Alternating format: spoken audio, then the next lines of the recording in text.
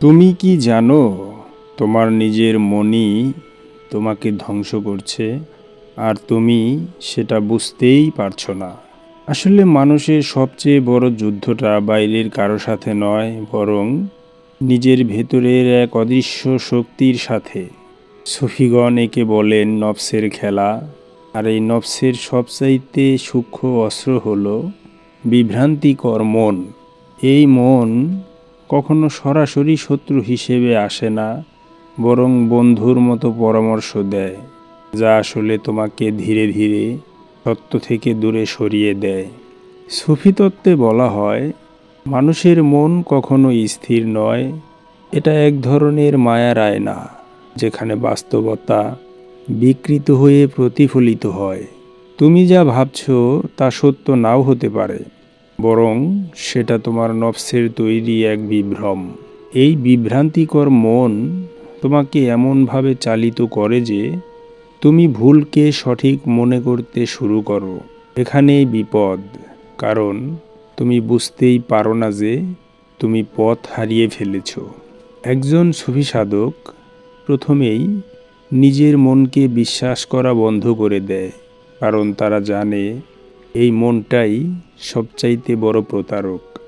মন তোমাকে কখনো অহংকারে ডোবায়, কখনো ভয় দেখায়, কখনো আবার মিথ্যা আশা দিয়ে আটকে রাখে। এই বিষয়গুলো যথা অহং, ভয়, মিথ্যা আশা মিলেই তৈরি করে এক বিভ্রান্তির জাল। সুফিগণ বলেন, হৃদয় হলো সত্যের দরজা, আর মন হলো পরীক্ষার ক্ষেত্র। যখন মন নিয়ন্ত্রণহীন হয়, তখন হৃদয়ের আলো ঢেকে যায়। তখন মানুষ নিজের আসল সত্তাকে ভুলে যায় এবং বাহ্যিক জগতের মায়ায় আটকে পড়ে।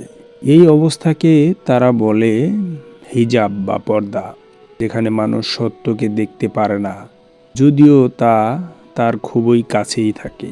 বিভ্রান্তিকর মনের সবচাইতে ভয়ঙ্কর দিক হলো, এটা তোমাকে ব্যস্ত রাখে কিন্তু এগিয়ে দেয় না। তুমি ভাবো তুমি কিছু অর্জন করছো, কিন্তু বাস্তবে তুমি একই জায়গায় ঘুরপাক খাচ্ছ। এই অবস্থাটাকে সুফিরা ঘূর্ণির মধ্যে বন্দি আত্মা বলে আখ্যা দেয়।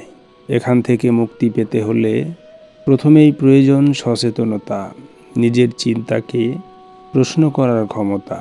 সুফি পথের একটি গুরুত্বপূর্ণ ধাপ হলো মোরাকাবা বা গভীর ধ্যান, যেখানে তুমি নিজের চিন্তাকে পর্যবেক্ষণ করো, কিন্তু তাতে জড়িয়ে পড়ো না। তখন ধীরে ধীরে তুমি বুঝতে পারো তোমার মন তুমি নও, বরং তুমি সেই সত্তা যে এই মনকে দেখছে। এই উপলব্ধিটুকুই হলো মুক্তির শুরু। শেষ পর্যন্ত সুফিরা বলেন, যে নিজের মনকে জয় করতে পারে সে পুরো দুনিয়াকে জয় করতে পারে, কারণ বাইরের সব বিভ্রান্তি আসলে ভেতরের প্রতিফলন।